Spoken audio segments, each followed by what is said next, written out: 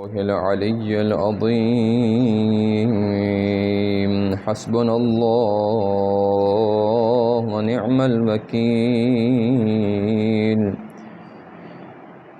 نعم المولى ونعم النصير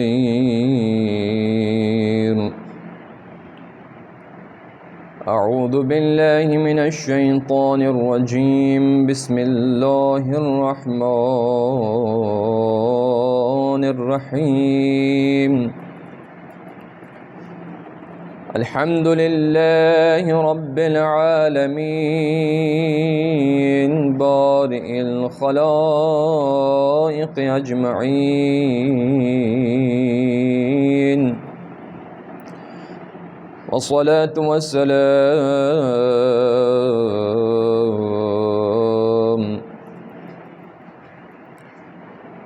على آله الطيبين الطاهرين المعصومين المنتجبين المنتخبين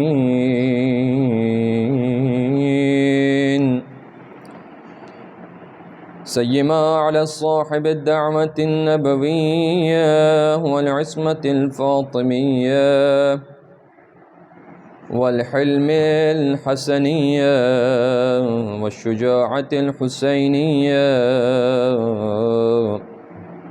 والعبادة السجادية والمآثر الباقرية والآثار الجعفرية والعلوم الكاظمية والحجج الرضوية والجود التقوية والنقاوة النقوية والهيبة العسكرية والغيبة الإلهية صلى الله عليك يا أبا صالح فقد قال رسول الله صلى الله عليه وآله وسلم من مات ولم يعرف إمام زمانه مات ميتة جاهلية درود پڑھیں محمد و آل محمد پر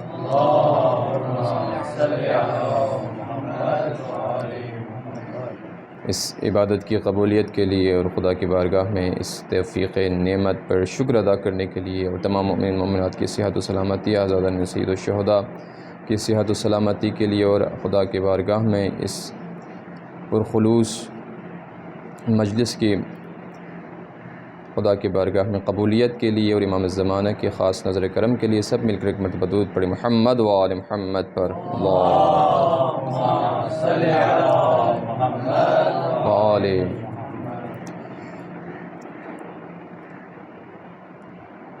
ہمارا عنوان کربلا اور معرفت امام الزمان کے حوالے سے یہ ہماری تیسری مجلس اور کل کے مجلس میں ہم نے اس حدیث کے چند نکات پر روشنی ڈالنے کی کوشش کی تھی اور آج رسول خدا صلی اللہ علیہ وآلہ وسلم کی ایک مشہور حدیث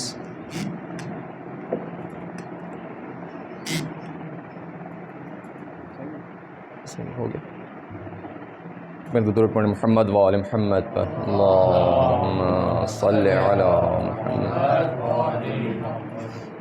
ایک مشہور حدیث کہ آپ صلی اللہ علیہ وآلہ وسلم نے آخر الزمان کی نشانیاں اس حدیث میں بیان فرمائی ہیں کہ زمانے کے آخر میں اور آخر الزمان میں جو ہے وہ کیا کیا علامتیں ظاہر ہوں گے اور جن علامتوں کے ظاہر ہونے کے بعد میرا فرزند جو ہے وہ پردہ غیبت سے ظہور کرے گا۔ یہ حدیث کافی طویل ہیں اور تفصیل مفصل حدیث ہے، اور اس حدیث کے علاوہ بھی باقی معصومین سے خصوصاً امام جعفر صادق علیہ السلام سے بھی بہت ساری احادیثیں اور ائمہ علیہم السلام سے بہت سارے احادیثیں موجود ہیں۔ آخر الزمان کی نشانیوں کے حوالے سے تقریباً ہزاروں نشانیاں ہیں، اور ان ہزاروں نشانیوں میں سے اب تک بہت سارے نشانیاں مکمل ہو چکی ہیں، اور جو رہتے ہیں وہ مکمل ہو رہے ہیں، رسول خدا صلی اللہ علیہ وآلہ وسلم اپنی اس حدیث میں بیان فرماتے ہیں، میں چند ایک علامات کی طرف اشارہ کر کے آپ کے ذمہ تمام کرنا چاہوں گا کہ ان میں سے ایک علامت یہ ہے کہ جب آخر الزمان آئے گا تو لوگ کثرت سے عبادت کرنے لگیں گے، یعنی عبادت میں کثرت دیکھیں گے لوگ، مسجدیں پر ہو جائیں گے اور خانہ خدا حاجیوں سے بھر جائیں گے۔ یہ اس وقت رسول خدا نے حج کے دوران شاید حجاج سے آپ نے خطاب فرمایا اور خطبہ اس وقت بیان فرمایا، اس میں آپ نے حجاج سے مخاطب ہو کر یہ بیان فرمایا کہ جب انہوں نے کہا کہ یا رسول خدا اس سال کتنے لوگ ہیں کہ ہمیں مکے میں، ہمیں حرم میں پیر رکھنے کے لیے جگہ نہیں مل رہی، تو اس وقت رسول خدا نے فرمایا تھا کہ تو اگر اس زمانے میں پیدا ہوتا تو کیا کرتا، کہ جب ابھی تو صرف حرم میں تمہیں جگہ نہیں مل رہی ہے، اور اس زمانے میں کیا ہوگا کہ پورے مکے کی سرزمین پر تمہیں جگہ نہیں ملے گی، کہ تمام کے تمام مکہ جو ہے وہ حاجیوں سے مملو ہوگا، پر ہوگا۔ تو وہ حیران رہ جاتے تھے کہ گویا اتنے لوگ بھی آ سکتے ہیں۔ فرمایا کہ ایسا ہو کر رہے گا، یہ آخری زمانے کی نشانیوں میں سے ہے۔ پھر آپ نے فرمایا کہ یہ جو تم زحمتیں برداشت کر کے آتے ہو حج کے لیے، اتنے لمبے اور اتنے جو ہے وہ بڑے بڑے راستے اور لمبے راستے تم طے کر کے آتے ہو، پیدل سفر کر کے آتے ہو، پھر ان پہاڑوں کے اوپر سے چڑھ کر تم آتے ہو، یہ مشقتیں بھی ختم ہو جائیں گے اس زمانے میں۔ انہوں نے پوچھا کہ کیسے یا رسول اللہ؟ فرمایا کہ اس زمانے میں جو لوگ ہوں گے وہ ان پہاڑوں کے پیٹ سے جو ہے وہ راستے نکالیں گے، جیسے کہ سرنگیں ہیں اور ٹنل وغیرہ ہیں۔ آپ دیکھ سکتے ہیں جو حج پر گئے ہوں گے اور جو نہیں گئے ہیں ان کے لیے انشاءاللہ خداوند متعال بہت جلد توفیق عنایت فرمائے۔ تو آپ جا کر دیکھ سکتے ہیں کہ ہر جگہ پر ٹنل موجود ہیں، ہر جگہ پر انہوں نے پہاڑ کاٹ کر راستے نکالے ہوئے ہیں۔ ہر جگہ پر آپ دیکھ سکتے ہیں کہ کہیں پر کوئی مشقت یا کوئی زحمت نہیں ہے جو اس وقت کے حاجی کو برداشت کرنے پڑتے تھے۔ تو وہ حیران ہو جاتے تھے کہ یا رسول اللہ ایسا کیسا ممکن ہے؟ فرمایا کہ ایسا ممکن ہے اور ہو کر رہے گا، اور آج ہم دیکھتے ہیں کہ وہ یہ نشانیاں بھی پوری ہو گئی ہیں۔ اور راستے ایسے نکالیں گے جیسے نہر کے لیے راستے نکالے جاتے ہیں پہاڑوں میں، ایسا بھی آپ دیکھ سکتے ہیں۔ مینا سے جب آپ نکلتے ہیں تو پیدل آنے کے لیے جگہ ہے، ایک ٹنل ہے مکمل، وہاں سے شارٹ کٹ ہے، آپ وہاں سے نکل کر آتے ہیں تو آپ جو ہے وہ 1-2 گھنٹے کے اندر اندر آپ مکے میں آ جاتے ہیں، پہنچ جاتے ہیں آپ اپنی جگہ پر۔ اس قدر جو ہے وہ نزدیک اور آسانیاں پیدا کر دی ہیں۔ تو آپ نے بیان فرمایا کہ آخری زمانے کی نشانیوں میں سے ایک یہ نشانی بھی ہوں گے کہ جو موٹے حضرات ہوں گے وہ اپنے علاج کثرت سے کروائیں گے۔ آپ دیکھ سکتے ہیں کہ سرجری، پلاسٹک سرجری کے ذریعے اور چربی نکالنے کے ذریعے بنی کیا کیا ذرائع سے جو ہے وہ لوگ اس کام کی طرف جو ہے وہ رغبت حاصل کر رہے ہیں۔ اور آپ جانتے ہیں کہ کاسمیٹک جو فیلڈ ہے اس وقت دنیا میں، کمپنیاں ہیں وہ شاید باقی تمام کمپنیوں سے زیادہ پروفٹ کمانے والی کمپنیاں ہیں۔ تو اس میں سے ایک نشانی یہ بھی تھی کہ جو بوڑھے ہوں گے اس زمانے میں وہ جوان دکھانے کی کوشش کریں گے خود کو، اور اس کے لیے وہ آج کل آپ دیکھ سکتے ہیں پلاسٹک سرجری کے ذریعے اپنے داغ جھائیاں پتہ نہیں کیا کیا کرتے ہیں اپنے آپ کو جوان دکھانے کے لیے۔ یہ ساری نشانیاں بھی اس وقت رسول خدا نے اپنے احادیث میں بیان فرمائے تھے۔ تو ان احادیث، اس حدیث میں جتنی بھی علاماتیں آپ نے بیان فرمائے تقریباً سب کے سب، مثلا مرد و زن میں کوئی فرق نہیں رہے گا۔ مرد جو ہے وہ اپنے آپ کو عورت بنانے کی کوشش کر رہے ہوں گے، عورتیں مرد بننے کی کوشش کر رہے ہوں گے، عورتیں مرد کے لباس پہنیں گے، مرد عورتوں کے لباس پہنیں گے، حلال حرام کا میں کوئی تمیز نہیں ہوگا۔ یہ جتنی بھی علامتیں ہیں وہ سب کے سب ظہور پذیر ہو گئے ہیں اور ہمارے سامنے آشکار ہے، یہ ہم سب دیکھ سکتے ہیں آج کل۔ انشاءاللہ علامات امام آخر الزمان کے حوالے سے انشاءاللہ اگر وقت ملے تو ایک مجلس ہم اس پر بھی پڑھیں گے۔ آج انہی علامات پر ہم اکتفا کرتے ہیں کہ رسول خدا نے فرمایا کہ آخری زمانے میں لوگ کثرت سے عبادت کریں گے اور کثرت سے عبادت کی طرف رغبت کریں گے، لیکن افسوس یہ ہے کہ جس قدر وہ کثرت سے آتے ہوں گے اس حساب سے ان میں وہ خلوص نہیں ہوگا.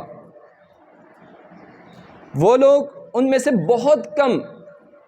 بہت کم ایسے لوگ ہوں گے آٹے میں نمک کے برابر جو عبادتوں کو صحیح شرائط کے ساتھ انجام دے رہے ہوں گے, صحیح معنی مفہوم کے ساتھ, اور اس کے تمام تر خصوصیات کو سمجھ کر انجام دے رہے ہوں گے. وہ بہت کم لوگ ہوں گے. اور باقی لوگ کیا کر رہے ہوں گے, کیوں آ رہے ہوں گے مکے میں؟ کہا کہ یا تو دکھاوا ریاکاری کے لیے آ رہے ہوں گے, یا تو گھومنے پھرنے کے لیے, سیر و سیاحت کے لیے آ رہے ہوں گے, یا تو اپنے تجارت کے لیے آ رہے ہوں گے.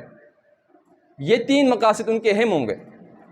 اور جو کچھ کم سے کم جو لوگ ہوں گے جو کہ عبادت کو تمام تر شرائط کے ساتھ اور جو اللہ نے معنی و مفہوم چاہا ہے ان سے اس درجے پر جا کر بجا لانے والے لوگ بہت کم ہوں گے.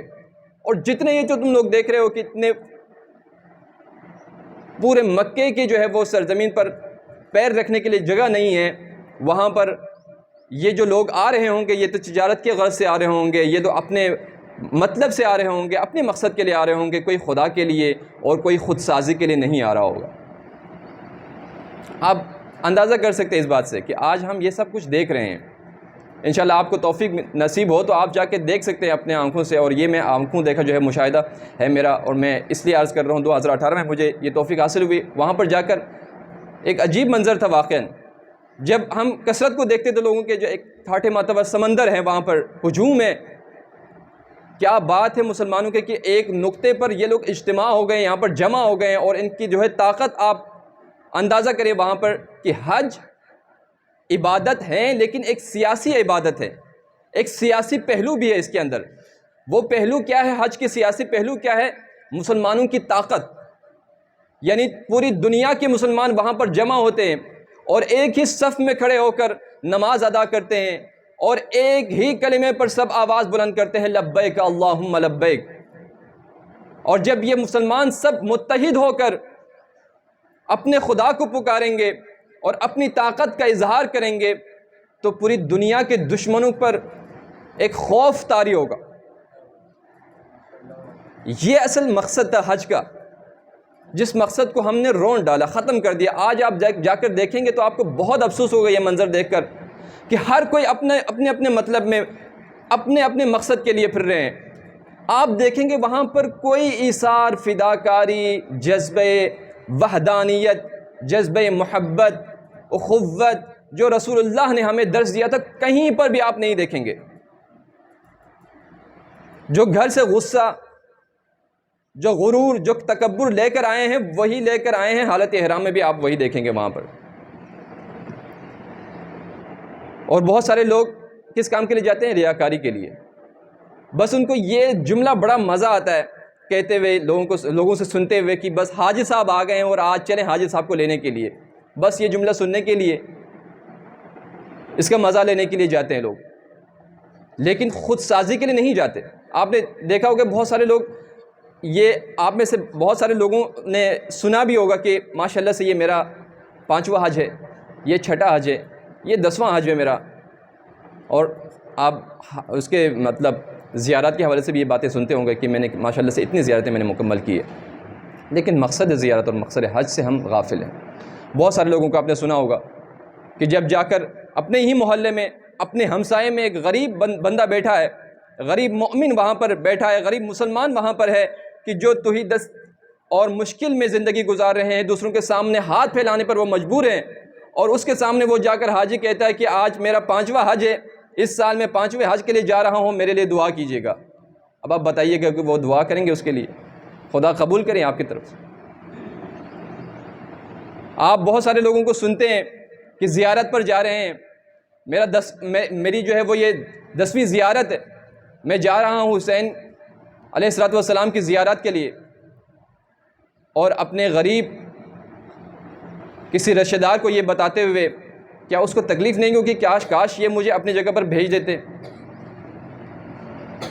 دراصل ہم نے معیارات کو ختم کر دیا ہے, اور سمجھنے کے لیے بھی ہم کوشش نہیں کرتے, کہ یہ سوچنے تک کہ بھی ہم زحمت نہیں کرتے کہ اگر میں نہ جاؤں, میں نے تو 10 حج کر لیے, 10 زیارات میں نے بجا لائے, اس کی جگہ پر میں کسی اور مومن کو بھیج دوں جو کہ اس وقت محتاج ہے اور جانے کے لیے تڑپ ہے اس کے اندر, تو کیا خدا اس کی زیارت سے زیادہ اس کو ثواب نہیں دے گا؟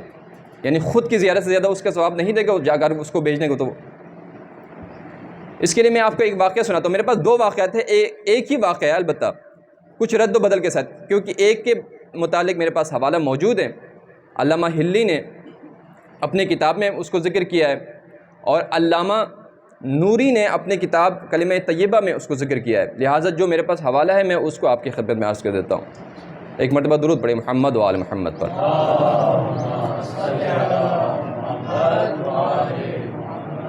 یہ بغداد کا رہنے والا ہے بندہ جس کا نام عبداللہ ہے. وہ ہر سال اپنے واجب حج کے بعد جو ہے اس نے 1 سال چھوڑ کر 1 سال حج مستحب بجا لانے کا سوچا، اور 5واں حج تھا اس کا، 5ویں حج. جب وہ حج کے ارادے سے نکلے ہیں بازار میں کچھ چیزیں خریدنے کے لیے، 500 طلائی سکے لے کر وہ اپنے زاد راہ اور راستے میں ضرورت کی چیزیں خریدنے کے لیے بازار کی طرف رخ کرتا ہے. جب وہ بازار سے جا رہا تھا کسی خرابے سے اس کا گزر ہوتا ہے، تو دیکھا کہ کسی جگہ پر ایک باحجاب خاتون بیٹھی ہوئی ہے اور وہ کچھ کر رہی ہے دیوار کی طرف منہ کر کے. اس نے دیکھا کہ یہ کیا کر رہی ہے، جا کے تحقیق کیا. اس نے دیکھا کہ وہ خاتون ایک مردہ مرغی کو کاٹ کر اس کے پر جدا کر رہی ہیں. یہ دیکھ کر وہ پریشان ہوا اور کہا کہ اے خاتون، اے محترمہ، یہ تم یہاں پر کیا کر رہی ہو اس مردہ مرغی کے ساتھ، اس مردال کے ساتھ؟ تو اس نے کہا کہ اے بندے خدا، اپنے کام سے کام رکھ، میں جو کر رہی ہوں مجھے کرنے دو. تو اس نے کہا کہ میری جستجو اور بڑھ گئی کہ کوئی مشکل تو ضرور ہے. میں ان سے پوچھوں کہ کیا وجہ ہے کہ میں آپ کو کوئی مدد کر سکتا ہوں، آپ مجھے بتائیں کہ آپ یہاں پر کیا کر رہی ہو اس مردار مرغی کے ساتھ؟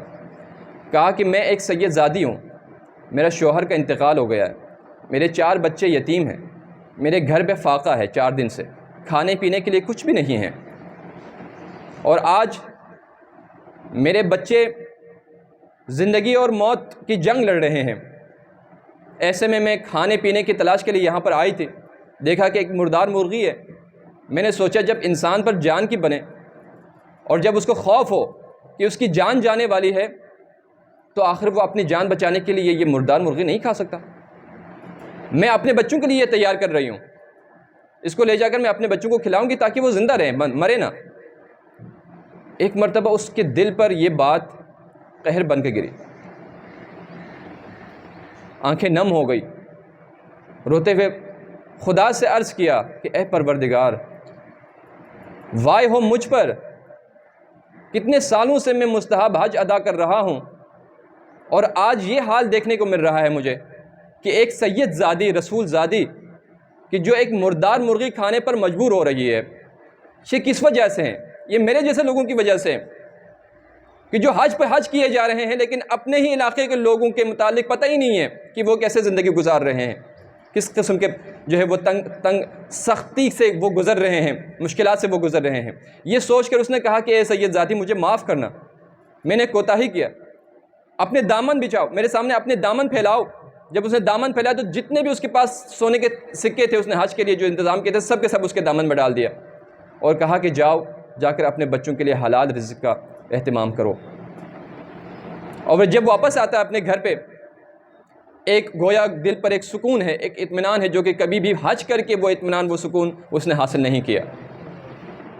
وہ رات کو سوتا ہے کہ رات کو رسول خدا اس کے خواب میں آتا ہے اور بیان فرماتا ہے کہ اے ہمارے چاہنے والے، آج تو نے بہت بڑا کام کیا، آج اس سید زادی کی عزت کو تم نے پامال ہونے سے بچایا، اور اس کے بدلے میں نے خدا سے عرض کیا ہے کہ اے خدایا، اس بندے کی جو اس نے بہترین کام انجام دیا، نیکی انجام دیا ہے، اس کے ہم شکل ایک فرشتہ پیدا کر اس فرشتے کو اس کی نیابت میں حج کے لیے بھیج دے.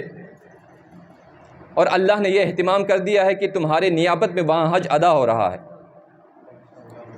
اور جو اس کے ساتھی تھے، جو اس کے ساتھ جانے والے حجاج تھے، جب وہ آئے ہیں تو کہتا ہے کہ میں ان کے استقبال کے لیے گیا تو سب کو میں نے کہا کہ آپ سب کے حج قبول ہو، تو سب نے مجھے بھی کہا کہ آپ کا بھی حج قبول ہو. ہم نے آپ کو مینا میں دیکھا تھا، ہم نے آپ کو مزدلفہ میں دیکھا تھا، ہم نے آپ کو عرفات میں دیکھا، ہم نے دیکھا کہ آپ حجر اسود پر ہم سے پہلے پہنچ گئے۔ ہم اتنے مشکلات اور پریشانیاں دیکھنے کے باوجود ہمیں حجر اسود نصیب نہیں ہوا، لیکن آپ اتنی آسانی سے جا کر حجر اسود پر آپ نے بوسہ دیا۔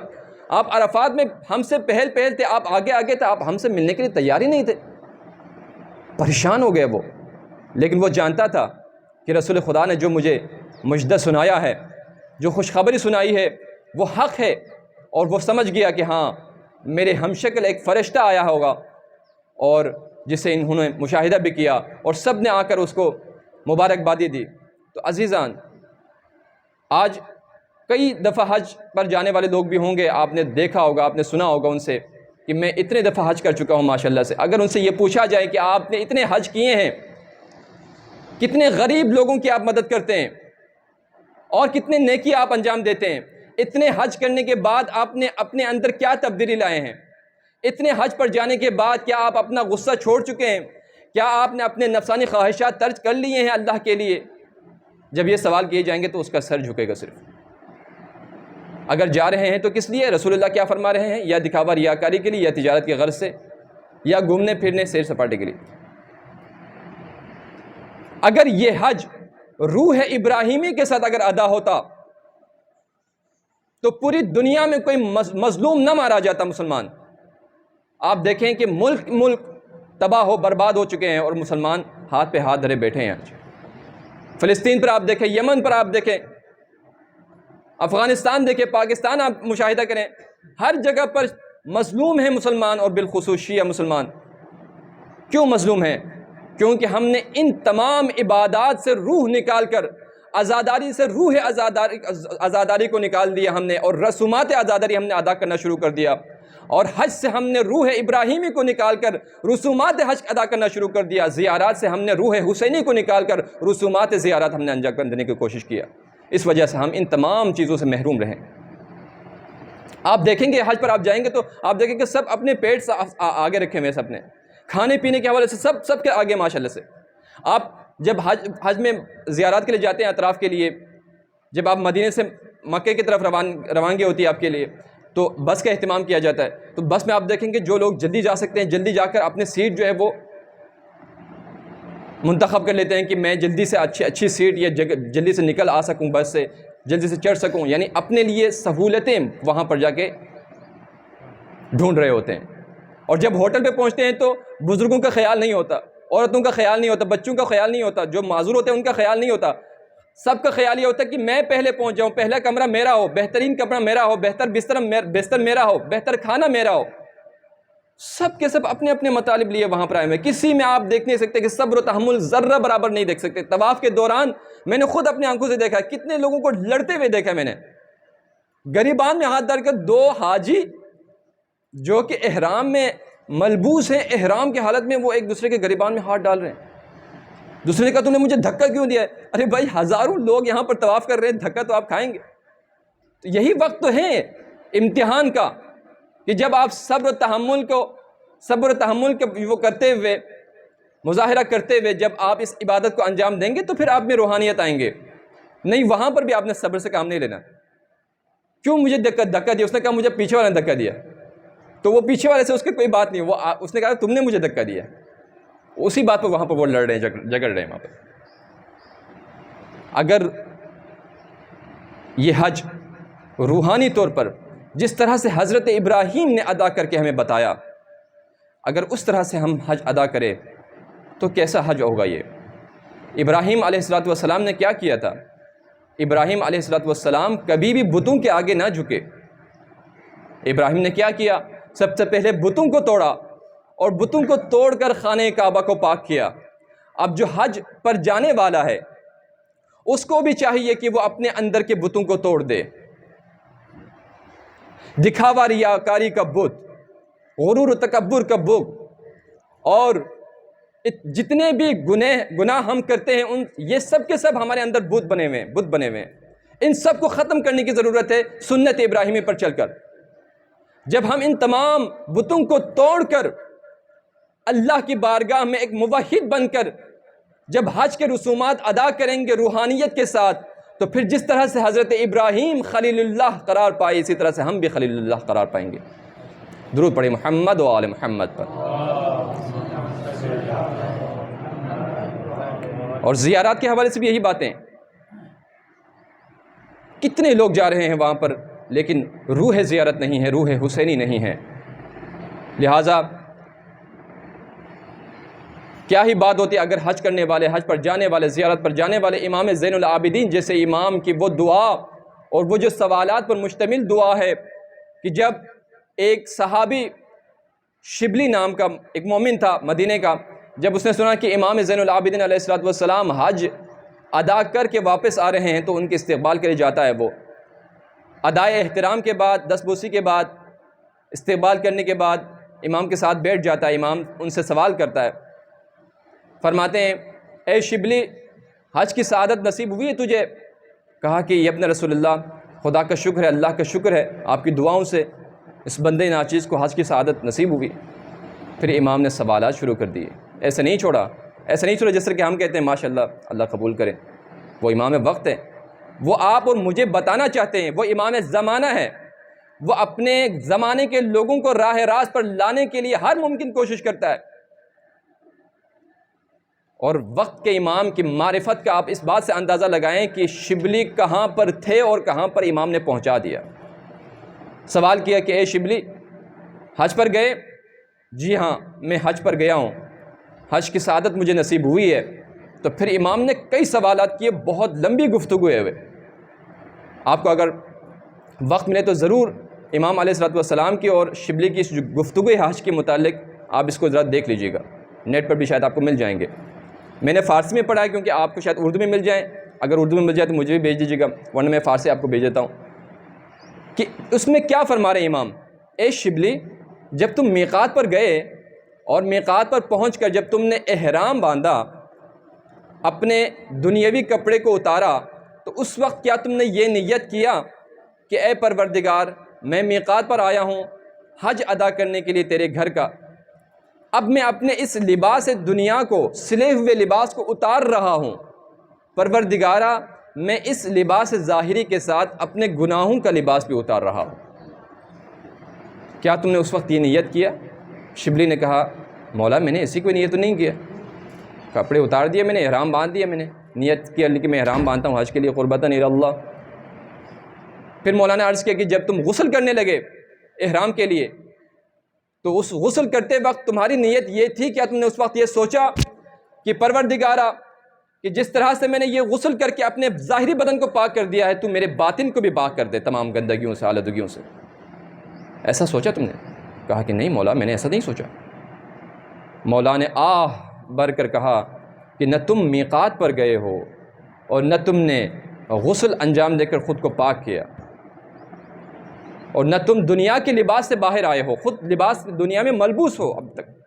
اس کے بعد مولا نے کہا کہ اے شبلی جب تم یہ سب کام کر چکے تو تم نے یہ نیت کیا کہ اب میں آمادہ ہوں خدا کی بارگاہ میں جانے کے لیے، اور اللہ کی بارگاہ میں یہ نیت کیا کہ اے پروردگار میں توبہ کرتا ہوں اپنے تمام گناہوں کی وجہ سے جو میں نے انجام دیے، اور جس آلودگی میں میں موجود ہوں اس آلودگی سے میں اپنے آپ کو نکالنا چاہتا ہوں، میں توبہ کرتا ہوں تیری بارگاہ میں۔ اور جس طرح سے ایک میت کفن باندھ کر، ایک میت کفن پہن کر قبر میں جاتی ہے، اس کے ساتھ کچھ نہیں ہوتا، اس کے دل میں کوئی غرض نہیں ہے، اس کے دل میں کوئی تمنا نہیں ہے، کوئی لالچ نہیں ہے، اب اس کو فکر ہے تو اپنے عمل کی فکر ہے، کیا اس میت کی طرح تم نے بھی یہ سوچا کہ اے پروردگار میں اپنے تمام گناہوں سے اپنے آپ کو بری کر دیتا ہوں، توبہ کرتا ہوں؟ تو اس وقت شبلی نے کہا نہیں مولا میں نے ایسا نہیں کیا۔ تو اس وقت مولا نے آہ بھر کر کہا کہ اے شبلی تم اپنے آپ کو نہ تم پاک کر سکے ہو، نہ تم اپنے آپ کو، نہ تم نے احرام باندھا ہے، نہ تم نے حج کے شرائط پورے کیے ہیں، کچھ بھی نہیں کیا تم نے۔ اور اس کے بعد ایک ایک رکن مولا گنواتے ہیں اسے، اور یہ مقام تھا جب شبلی نے یہ جواب دیے تو مولا زار و قطار رونے لگے، گریہ وزاری کرنے لگے، ایسا گریہ نہیں جو ہم کرتے ہیں، اس قدر اس شدت سے گریہ کیا مولا نے کہ قریب تھا کہ آپ کی روح پرواز کر جائے بدن سے۔ کہا کہ اے شبلی جو انعامات خدا نے اس حج عظیم کے لیے رکھا ہوا تھا تو نے اسے ضائع کر دیا، اور اس حج عظیم کو، اس کے ارکان کو روحانی طور پر انجام دینے کے وجہ سے اہداف عالیہ تم نے حاصل کرنے تھے خدا کی بارگاہ میں، اس تمام اہداف سے تم محروم رہے۔ گریہ وزاری کیا اور کہا کہ اے شبلی جاؤ، آج سے آئندہ حج کے لیے تم تیاری کرو، اور تم نے آئندہ حج یہ جو کچھ میں نے کہا ہے اس کے تحت تم نے انجام دینا ہے۔ اور مولا نے ایک ایک رکن گنوائی، یہاں تک کہ صفا و مروہ پر پہنچے اور سعی کے بارے میں آپ نے پوچھا، اور جب حلق کرتا ہے حاجی تو اس وقت آپ نے کہا کہ یہ تمہاری نیت تھی یا نہیں تھی؟ جب تم عرفات پر پہنچے تو تمہاری نیت یہ تھی یا نہیں تھی؟ جب تم مزدلفات پر پہنچے تو تمہاری نیت یہ تھی یا نہیں تھی؟ جب تم مینا میں پہنچے تو تمہاری نیت یہ تھی یا نہیں تھی؟ جب تم قربانی کرنے لگے تو تمہاری نیت یہ تھی نہیں تھی؟ جب تم احرام سے باہر نکلے تو تمہاری نیت یہ تھی یا نہیں تھی؟ جب تم دوبارہ پہنچے ہو یعنی کعبے کے سرزمین پر تو تمہاری نیت یہ تھی یا نہیں تھی؟ جتنے بھی سوال کیے اول سے آخر تک سب کا جواب نہیں میں تھا۔ شبلی نے کہا مولا نہیں، ایسا نہیں تھا۔ مولا نے بھی رونا شروع کر دیا، گریہ وزاری، اور شبلی بھی گریہ وزاری کر رہا ہے، مولا مگر میں نے کچھ بھی نہیں کیا، رسومات تم نے انجام دے دیے، لیکن جو حج سے اہداف عالیہ تمہیں ملنا تھا اور جو انعامات اللہ نے تمہارے لیے رکھا تھا تم نے اسے حاصل کرنے میں تم ناکام رہے ہو۔ اور شبلی کہتے ہیں میں اسی وقت اٹھا اور آئندہ حج کے لیے میں نے نیت باندھ لی، خدایا اب مجھے آئندہ حج کی توفیق نصیب فرما کہ میں تمام شرائط کے ساتھ حج انجام دے سکوں۔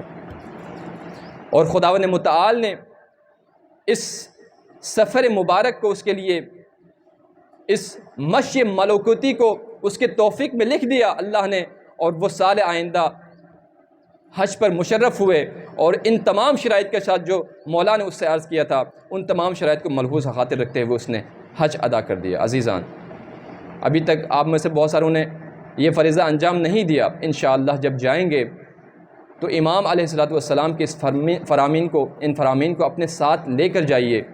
انشاءاللہ ان فرائض کو سامنے رکھتے ہوئے آپ ایک ایک رکن حج کا اگر آپ ادا کریں گے تو خداوند متعال کے ہاں جو وعدے وعید ہیں حاجیوں کے لیے وہی چیزیں انشاءاللہ آپ کے نصیب میں ہوں گے، اور پھر جب ان شرائط کے ساتھ کوئی حج ادا کرے گا تو پھر وہی حاجی کہلانے کے قابل ہے۔ بس آپ کے زحمت تمام۔ اور مولا حسین علیہ السلام حج ترک کر کے حج کو عمرے میں بدل کر آپ نے رخ کیا کوفے کا، کیونکہ آپ نے دیکھا کہ تمام حاجی آ کر بھرے ہوئے ہیں، رسومات حج ادا ہو رہے ہیں، لیکن کسی کو نہیں معلوم کہ اسلام کا تماشا بنایا جا رہا ہے۔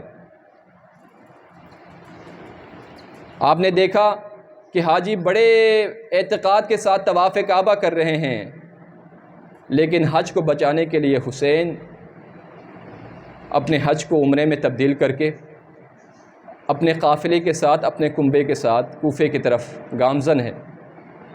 انہیں پتہ ہی نہیں ہے، یہ سب اپنے حج میں لگے ہوئے ہیں اور سب ایک دوسرے پر سبقت لینے میں لگے ہوئے کہ میں نے طواف کتنے کیا، میں نے عمرہ کتنے انجام دیے، لیکن وقت کا امام تنہا ہے، لوگوں کو امام کی معرفت نہیں ہے۔ اگر معرفت ہوتے تو یہ حاجی سب کے سب امام کی اقتداء میں اپنے حج بھی عمرے میں تبدیل کر کے آتے تاکہ اسلام کو بچاتے۔ اسلام اس وقت خطرے میں تھا، اور امام آئے 2 محرم کو میدان کربلا میں وارد ہوئے، اور ایک شخصیت جس کا نام ہم سب جانتے ہیں، حضرت حر ابن یزید ریاحی۔ کون تھا یہ؟ کائنات کا سب سے بڑا گنہگار، توبہ کرنے سے پہلے کائنات کا سب سے بڑا گنہگار، امام علی علیہ السلام کو کربلا لانے والا شخص کون ہے؟ حر ہے۔ آپ کے گھوڑے کے لگام میں ہاتھ ڈالنے والا شخص کون ہے؟ حر ہے۔ زینب علیہ السلام کا گریہ بلند ہوا ان کی اس وجہ سے، اس حرکت کی وجہ سے، رلانے والا کون تھا؟ حر۔ اور امام حسین علیہ السلام نے خیام نہر فرات کے کنارے نصب کرنے کے لیے کہا تھا، جب نصب کیا گیا تو وہاں سے ہٹوانے والا کون ہے؟ حر ہے۔ عمر سعد کو خط لکھ کر، یعنی ابن زیاد کو خط لکھ کر عمر سعد اور فوج، خولی، شمر، ان تمام لوگوں کو بلانے والا کون تھا؟ حر تھا۔ لیکن اسی حر کے لیے شب عاشور امام مہلت مانگ رہے ہیں فوج اشقیاء سے۔ امام کو پتہ تھا کہ یہ حر آنے والا ہے ہمارے طرف، اتنے بڑے گنہگار، اور اس کے لیے اتنا بڑا اہتمام کریم اہل بیت امام حسین علیہ السلام کا، آپ اندازہ لگائیے ذرا۔ حر نے یہ پیغام آپ سب کو، ہم سب کو پہنچا دیا ہے کہ جتنے بڑے تم گنہگاری کیوں نہ ہو، مجھ سے بڑا گنہگار تو کوئی نہیں ہو سکتا، لیکن جب میں اس در پر آیا تو انہوں نے میرا استقبال کیا، مجھے گلے سے لگایا۔ ہم اور آپ اتنے بڑے گنہگار تو نہیں ہیں نا، ضرور گنہگار ہیں، لیکن حر جتنا گنہگار نہیں ہے جتنا بڑا حر نے گناہ کیا، ہم نے اتنے گناہ تو نہیں کیے۔ لہٰذا جب بھی آؤ تو اس امید سے آنا کہ تم در حسین پر آ رہے ہو، یہ رحمت کا در ہمیشہ تمہارے لیے کھلا ہے۔ اس نیت کے ساتھ ہم یہ مجلس پڑھیں گے آج، اللہ کی بارگاہ میں اس پاکیزہ ہستی کو وسیلہ قرار دیتے ہوئے کہ جسے حسین نے اپنا بھائی قرار دیا دنیا و آخرت میں، اور کہا کہ انت حر فی الدنیا والآخرہ، تمہارے ماں نے تمہارا نام حر رکھا اور صحیح رکھا تھا کہ تم دنیا میں بھی آزاد ہو اور آخرت میں بھی آزاد ہو۔ خدا متعال ہم سب کو اس سے پہلے کہ ہم اس فرش آزاد سے اٹھے، حر کے جیسا بن کر نکلنے کی توفیق عنایت فرمائے انشاءاللہ۔ اب جب ہم سب حر کی مصیبت سنتے ہیں، لیکن توجہ کم کرتے ہیں اس کے حر کے متعلق کہ حر نے کتنا بڑا فیصلہ لیا۔ یعنی 9 محرم، آپ دیکھیں 9 محرم میں جنگ شروع کر دیا تھا وہ میرے ساتھ نے، کچھ نہیں کہا اس نے، وہ چپ تھا، یعنی ان تمام گناہ میں وہ شامل تھا، اس نے کچھ نہیں کہا۔ اور آپ دیکھیں کہ شب عاشور اس کی بے چینی بڑھ رہی ہے، اور ایک راوی روایت کرتا ہے کہ میں نے دیکھا کہ حر تمام شب عاشور سو نہ سکا، وہ اپنے خیمے کے باہر ٹہل رہا تھا، اس کے ہاتھ اور بدن پر کپکپاہٹ جو ہے وہ طاری تھی، وہ کانپ رہا تھا، اس کے ہاتھ کانپ رہے تھے۔ اور سوال کرنے والے نے سوال کیا کہ حر تجھے کیا ہو گیا ہے؟ تجھ جیسا بہادر میں نے آج تک نہیں دیکھا۔ اگر مجھ سے سوال کیا جائے کہ عرب میں کون بہادر ہے، سب سے زیادہ بہادر کون ہے، تو میں تمہاری مثال دیتا ہوں۔ تمہیں کیا ہو گیا کہ تمہارے ہاتھ پیر کانپنے لگے ہیں؟ کس چیز کی تمہیں فکر ہے اور کس چیز نے تمہیں اس مشکل میں مبتلا کر دیا ہے؟ تو حر نے جواب دیا، اے پوچھنے والے، اے سائل، کیا تم ان چھوٹے چھوٹے بچوں کی آواز خیام امام حسینی سے نہیں سن رہے ہو جو کہ العطش العطش کی صدا بلند کر رہے ہیں؟ تمہیں معلوم ہے ان کو پانی بند کرنے والا کون ہے؟ میں ہوں۔ اور آج میں ایک طرف جنت کو دیکھ رہا ہوں، ایک طرف جہنم کو دیکھ رہا ہوں، خود کو جنت و جہنم کے بیچ میں پا رہا ہوں، اس لیے مجھ پر یہ خوف طاری ہے کہ میں کیا فیصلہ کروں۔ فجر طلوع ہوا اور عمر سعد کے پاس آتا ہے حر، کہتا ہے، اے عمر سعد، کیا اس جنگ کے ٹلنے کا کوئی امکان ہے؟ اس نے کہا نہیں، کوئی امکان نہیں ہے، اسی دن کے لیے تو ہم آئے ہیں، ہمیں بڑے انعامات سے نوازے جائیں گے۔ بڑے پریشانی کے عالم میں وہ جاتا ہے اپنے خیمے میں اور اپنے ساتھی سے کہتا ہے کہ اے ساتھی، میں نے فیصلہ کر دیا ہے کہ میں حسین کی طرف جاؤں گا۔ اب آپ ذرا اندازہ کیجئے، حر جیسا بہادر فوج کا کمانڈر کہ جس کے پاس کسی چیز کی کوئی کمی نہیں ہے، اگر وہاں جائیں تو اس کا کیا ہوگا، اور یہاں پر رہے گا تو اس کا کیا ہوگا؟ اس کو سونے چاندی سے بھر دیے جائیں گے اس کے دامن، اور یہاں پر کھانا متاع ہر چیز اس کے لیے موجود ہے، اس کے لیے کسی چیز کی کمی نہیں ہے، لیکن وہ اپنے اس عہدے کو بھی ٹھوکر مار رہا ہے، اس یہاں پر جتنے بھی کھانا پانی ہے، رنگینیاں ہے، سب کو ٹھوکر مار رہا ہے، اور اپنے اس عہدے کو بھی ٹھوکر مار رہا ہے، مال و متاع کو، شہرت کو، سب چیزوں کو اس نے ٹھوکر مار کر کہا کہ میں اب حسین کی طرف جا رہا ہوں شہادت کے لیے۔ تو ساتھی نے کہا کہ تم پاگل ہو گئے ہو، تم بے وقوف ہو گئے ہو، تم نے یہ کیسا فیصلہ کیا ہے؟ ابھی تم نے فیصلہ کرنا تھا، کل تم نے فیصلہ کیوں نہیں کیا؟ اب جب کہ تمہارے متعلق حسین کو پتہ چل گیا ہے، اب تم جاؤ گے تو حسین وہاں سے بھی تمہیں دھتکار دیں گے، اور یزید بھی تمہیں یہاں سے دھتکار دیں گے، نہ یہاں کے رہو گے نہ وہاں کے رہو گے۔ یہ سننا تھا۔ حر نے کہا کہ نہیں، جس دروازے کا میں نے رخ کیا ہے، جس دروازے کے بارے میں نے سوچا ہے، وہ دروازہ کسی کے لیے بند نہیں ہوتا۔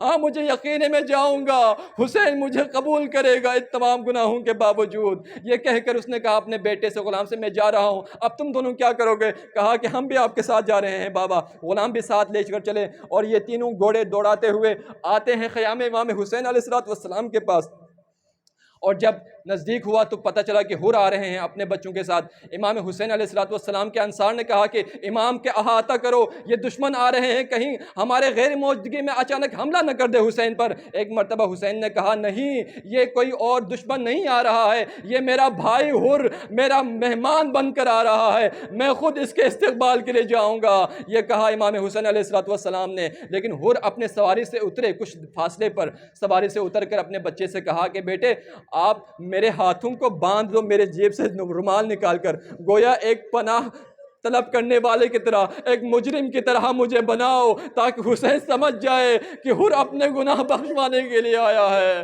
ایک مرتبہ حر نے اپنے ہاتھ بندھوائے، اپنے آنکھ پر پٹی بنوائے، اس کے بعد ہاتھ باندھ کر آگے کر کر خود اپنے گھٹنیوں کے بل چل رہے ہیں۔ ایک مرتبہ امام حسین نے یہ وقت دیکھا، امام حسین نے جب یہ منظر دیکھا تو خود کو امام حسین نے گھوڑے سے نیچے زمین کربلا پر لایا، اور امام حسین علیہ السلام نے آگے بڑھ کر حر کو تھامنا چاہا۔ جب حر کو پتا چلا کہ خود امام میرے استقبال کے لیے آئے ہیں شرمندگی کے عالم میں، حر نے اپنا سر رکھا امام کے قدموں پر، کہا کہ اے رحمت للعالمین کے فرزند، کیا گناہگار، کیا اس تم کائنات کے تمام سب سے زیادہ گنہگار کی بخشش بھی ہو سکتی ہے؟ کیا اس کو قبول کرنے والے ہیں آپ؟ تو امام نے کہا کہ اے حر انت اخی، اے حر تم میرے بھائی ہو دنیا میں بھی آخرت میں بھی، اٹھو مجھ سے گلے لگاؤ۔ اٹھایا، اپنے سے گلے لگایا حر کو، امام نے اپنے سینے سے لگایا اور کہا کہ حر تم میرے مہمان ہو، اپنا یہ کیا حلیہ بنایا ہے؟ اپنے ہاتھ سے،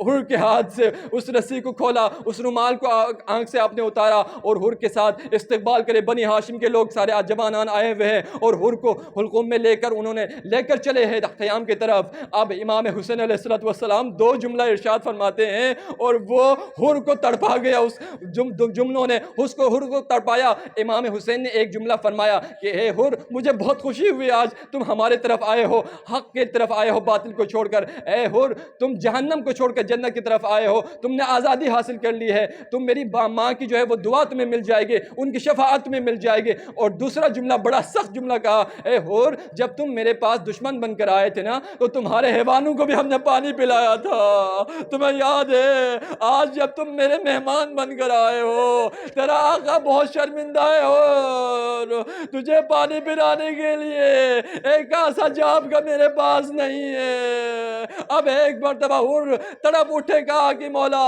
اسی گناہ کو تو بخشوانے آیا ہوں میں، اگر آپ مجھے اجازت دیتے ہو تو مجھے اجازت دیجئے جنگ میں جانے کے لیے، مقتل میں جانے کے لیے۔ ایک مرتبہ حر نے کہا مولا میرا جوان بیٹا جائے گا پہلے، میں چاہتا ہوں کہ میرے جوان بیٹے کے ذریعے میرے گناہ بخشوائے۔ ایک مرتبہ جوان بیٹے کو اجازت ملی، وہ جاتا ہے، رجز خانی کرتا ہے اور فوج اشقیاء پر ٹوٹ پڑتا ہے۔ ایک مرتبہ زخموں کو تاب نہ لاتے ہوئے آخری صدا دیتے ہیں، اے میرے بابا میرے سہانے پہنچ جائیے، میں نے اپنا وعدہ پورا کر دیا ہے۔ حر تڑپ اٹھے، حر اٹھنے لگے لیکن زمین پر گر پڑے۔ امام نے کہا کیا ہوا حر؟ کہا کہ میرے بیٹے نے مجھے صدا دی ہے۔ امام نے کہا اے حر بوڑھا باپ جوان بیٹے کی لاش کو نہیں اٹھا سکے گا، میں جا رہا ہوں تیرے بیٹے کی لاش کو اٹھانے کے لیے، اجرکم علی اللہ۔ میرے مولا نے کہا کہ جوان بیٹے کی لاش تو اس سے نہیں اٹھایا جائے گا، اے حر میں جاؤں گا۔ حسین گئے، حر کے جوان بیٹے کا لاش اٹھایا۔ میں ہاتھ جوڑ کر عرض کرتا ہوں مولا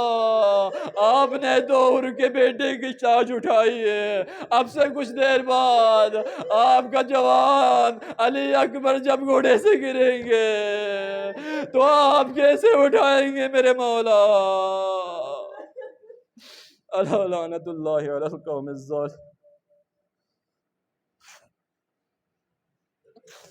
وَسَيَعْلَمُ الَّذِينَ ظَلَمُوا أَيَّ مُنْقَلَبٍ يَنْقَلِبُونَ۔ پروردگارا تجھے توبہ حر کا واسطہ، ہمیں بھی حر جیسا توبہ کرنے اور ان کے جس طرح سے انہوں نے اپنے وقت کے امام پر اپنی جان قربان کر دی، اپنے کنبے کو اہل عیال کو قربان کر دیا اور خدا کے بارگاہ میں جام شہادت نوش کیا۔ پروردگارا وقت کے حسین امام زمانہ کے لیے ہمیں اسی طرح سے وفاداری نبھانے کی توفیق عنایت فرما۔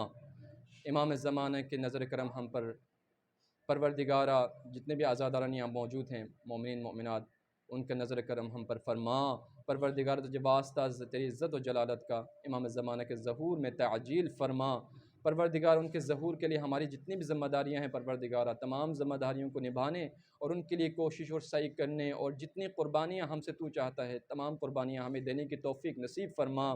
پروردگار جس طرح سے اصحاب حسینی نے اپنی وفا کا ثبوت دیا امام حسین علیہ السلام کے ساتھ آخر وقت تک کھڑے رہیں، پروردگارہ وقت کے امام کے ساتھ وقت کے حسین کے ساتھ بھی ہمیں اسی طرح سے وفاداری نبھانے کی توفیق عنایت فرما۔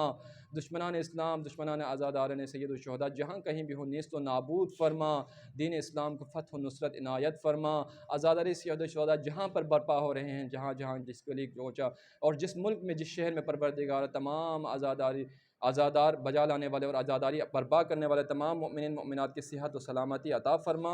پروردگار تجھے واسطہ تیری عزت و جلالت کا امام زمانہ کی ظہور میں تعجیل کر کے ہمیں ان کے انصار و احبار میں شمار فرما، ہمارے مرحومین کی مغفرت فرما، حسین کی شفاعت ان سب کے شامل حال فرما، مادر حسین کی شفاعت ان سب کے شامل حال فرما، ہمیں توبہ کر کے اس دنیا سے جاتے ہوئے شہادت کا جو ہے وہ جام نوش کرنے کی توفیق عنایت فرما۔ وآخر دعوانا ان الحمدللہ رب العالمین۔ ربنا تقبل منا انک انت السمیع العلیم وتب علینا انک انت التواب الرحیم برحمتک یا ارحم الراحمین۔ ماتم حسین۔